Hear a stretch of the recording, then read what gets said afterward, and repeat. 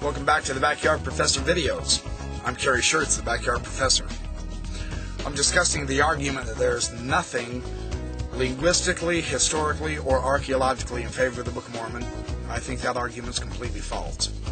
William J. Hamblin, one of the BYU scholars and a very good friend of mine, one of my very favorite LDS scholars, he also contributes a few things to my blog, so here's my thank you to you, Dr. Hamblin, for helping me with my blog. In 1990, they put on a symposium on warfare in the Book of Mormon. Farms composed a symposium where numerous scholars got together and discussed this most fascinating idea of warfare in the Book of Mormon. It is an outstanding text. William Hamblin's contribution to this, one of them, is he discussed the armor in the Book of Mormon, and then he compared it to the armor in Mesoamerica. Very interesting study. Among other places, he describes in Alma 43:19, where Moroni had prepared his people with breastplates and with arm shields, yea, also shields to defend their heads, and also they were dressed with thick clothing.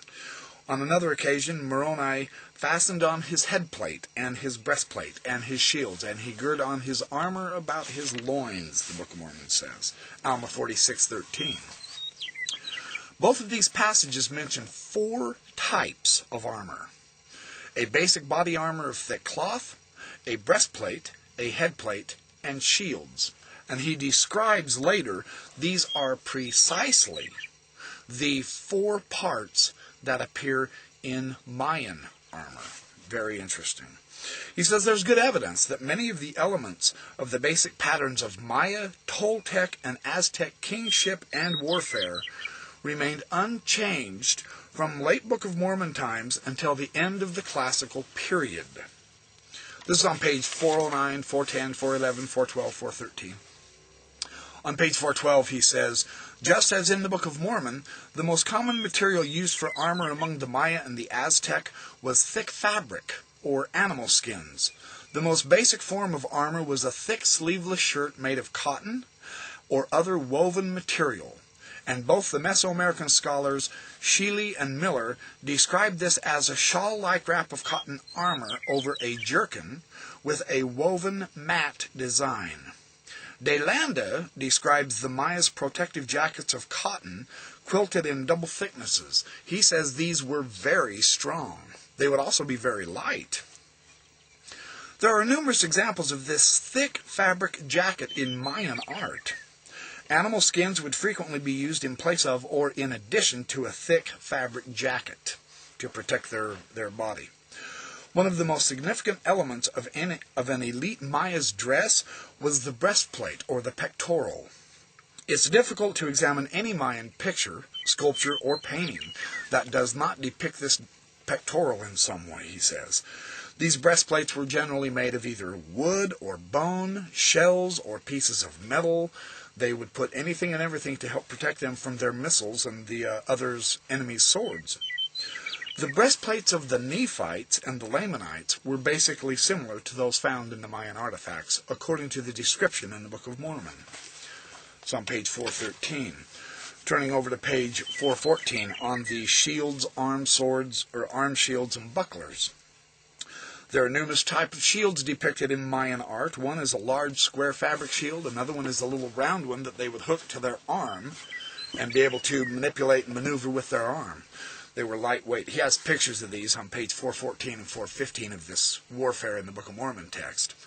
The second was a smaller round shield made of woven reed, or that was a wooden frame covered with an animal skin.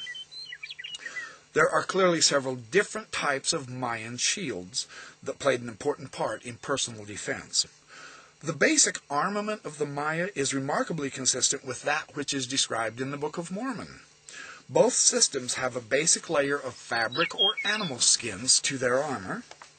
Plates of various types and materials are used to protect the chest and the head, along with a large variety of shields.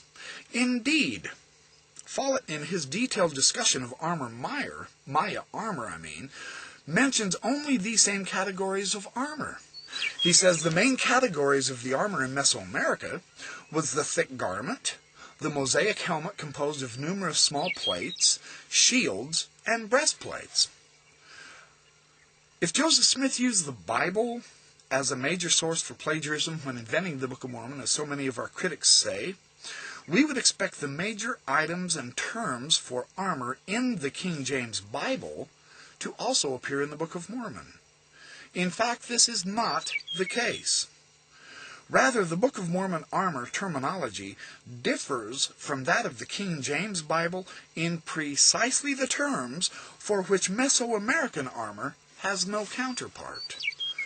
Very interesting that the armor mentioned, discussed, described, and used in the Book of Mormon is a much closer alignment to the Mesoamerican information that we possess now than it is to the King James Bible. Now, of course, the Nephites were not the Maya, and Hamblin notes that.